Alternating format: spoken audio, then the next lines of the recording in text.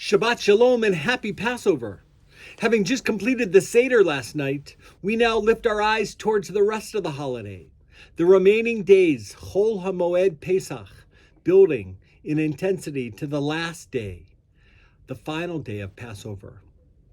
With the four questions still echoing in our ears, Arthur Waskow teaches the four questions at the Seder are not the only questions that we should ask during the week of Passover. Any question is a way in, and every question is an act of freedom.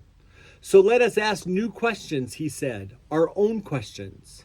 As of now, there are no easy answers to these questions, and even asking them can feel painful. How do we go from the narrow perspective and constricted thoughts that so deeply divide us?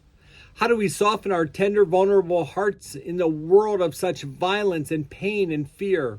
How do we cross over into a new way of being in which all people, all life, earth itself are treated with dignity and with sacred care? What will guide us through the wilderness? And here's a possible fifth question. What can I possibly do in response to the deep challenges of these incredible times? The Pesach story provides the answers. We are taken out of Mitzrayim, out of Egypt, out of the narrow places, to be in sacred relationship with the source of all. We are taken out so that we can be forces of liberation and transformation. We can channel our healing and our peace. The season is calling and our times are crying out. May we be lifted by the calls of Pesach. Our suffering in Egypt was a necessary preparation to become a spiritual people. The Exodus teaches us that this very day that slavery can and must be overcome. We can journey from this state of enslavement to a redeemed world.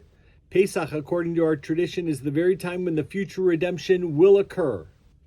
So let us work to make that so, joining together with all the power of love that God has bestowed upon us, and make that future redemption right now.